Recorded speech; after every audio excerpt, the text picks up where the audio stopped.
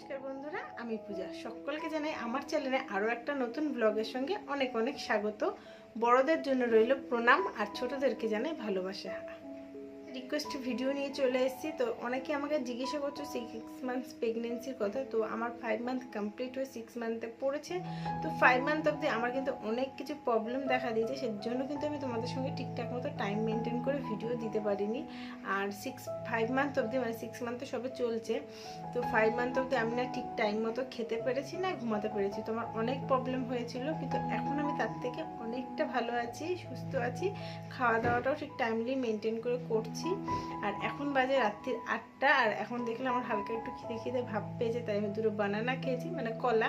আর আমি সবসময় চেষ্টা করি 2 ঘন্টা পর পর কিছু অন্তত খাওয়ার, কারণ এই সময় নাকি 2 ঘন্টা পর পরই খাওয়া দাওয়া করে। হয়তো জানো, যেটা আমার কিছুদিন আগে অ্যানোমালি স্ক্যান হয়েছে, তো সেই রিপোর্টটা আমি তোমাদের সঙ্গে শেয়ার করব।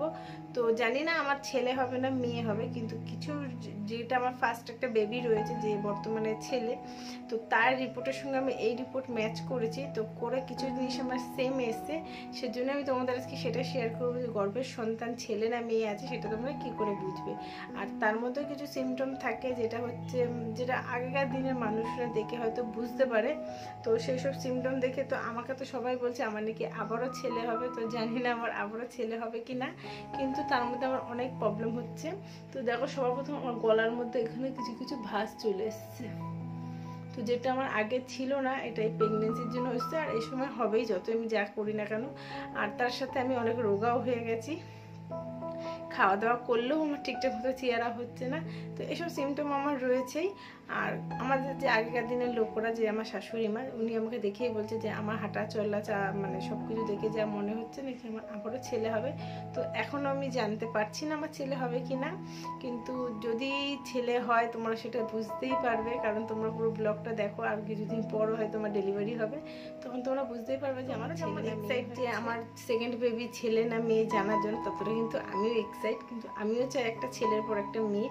কিন্তু ভগবান যেটা ভালোবেসে দেবে সেটাই আমাকে অ্যাকসেপ্ট করতে হবে।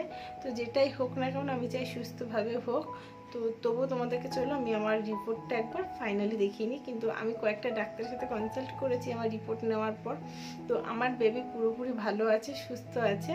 তো এটুকুই আমার কাছে অনেক, আমি এর থেকে বেশি কিছু চাইও না। তো সুস্থভাবে আমার বেবি হোক, আর কি হলো না হলো সেটা আমি সম্পূর্ণ তোমাদের সঙ্গে শেয়ার করব। তো চলো আগে এখন রিপোর্টটা একবার। আর এই হলো আমার অ্যানোমালি স্ক্যানের রিপোর্ট। আর এখানে দেখো রিপোর্টে আমার যে বেবির পুরো ফেসটা কিন্তু অলরেডি বোঝা যাচ্ছে। অ্যানোমালি স্ক্যানে তো সব কিছুই বোঝা যায়, বাচ্চার হাত পায়ের গঠন থেকে শুরু করে সমস্ত কিছু, কিন্তু এখানে ভালো মতো ফেসটাও বোঝা যাচ্ছে। আর সমস্ত রিপোর্টই আমার নর্মাল আছে, আমি প্রথমেই বললাম। আর আমার বেবিও খুবই ভালো আছে। অ্যানোমালি স্ক্যান কিন্তু 20 সপ্তাহ থেকে 24 সপ্তাহের মধ্যে করতে হয়, কারণ এই সময়টা অ্যানোমালি স্ক্যানটা করলে নাকি খুব ভালো বোঝা যায়। এই সময় কিন্তু আমাদের বেবি মানে সম্পূর্ণ বাচ্চার গঠন হয়ে থাকে, যেটুকু আমি ডাক্তারের কাছ থেকে কনসাল্ট করে বুঝলাম। আর অ্যানোমালি স্ক্যানে বাচ্চার ছোট থেকে ছোট জিনিসগুলোও কিন্তু ধরা পড়ে যায়।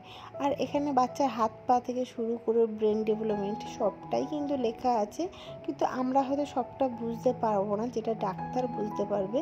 কিন্তু কিছু কিছু জিনিস যেগুলো আমি নোটিস করেছি, যেগুলো আমার মনে হয়েছে ঠিকঠাক আছে। আর এই হলো আমার অ্যানোমালি স্ক্যানের ছবি।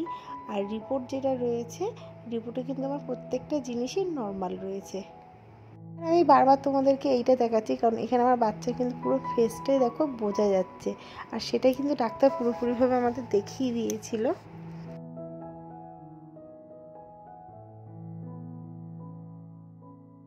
এই হলো আমার অ্যানোমালি স্ক্যানের রিপোর্ট কিন্তু পুরোই নর্মাল আছে। আর আমাকে যে ডাক্তার দেখছে, সেই ডাক্তারের নাম হলো SK গড়াই। তিনি কিন্তু একজন রেলের ডাক্তার, আর আমি কিন্তু রেলেই দেখাচ্ছি।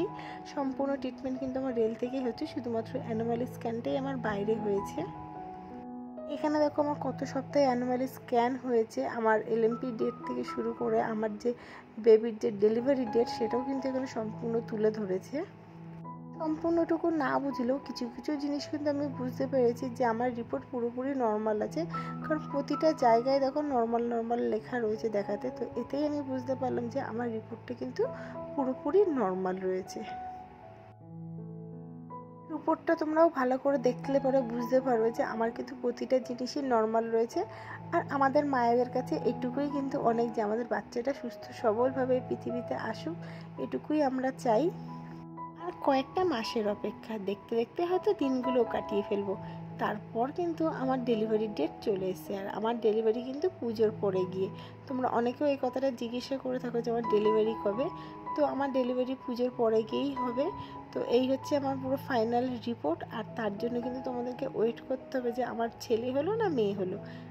আর শরীর অসুস্থ থাকার জন্য তো রোজ ভিডিও দিতে পারছি না, তবুও চেষ্টা করছি মাঝে মাঝে তোমাদের সঙ্গে ভিডিও দেওয়ার। আর আমার চ্যানেলটা সাবস্ক্রাইব করে আমার পাশে থাকার জন্য তোমাদেরকে কিন্তু অসংখ্য ধন্যবাদ। আর ভিডিওটা ভালো লাগলে লাইক, কমেন্ট আর শেয়ার করতে কিন্তু ভুলো না। Tata, bye bye.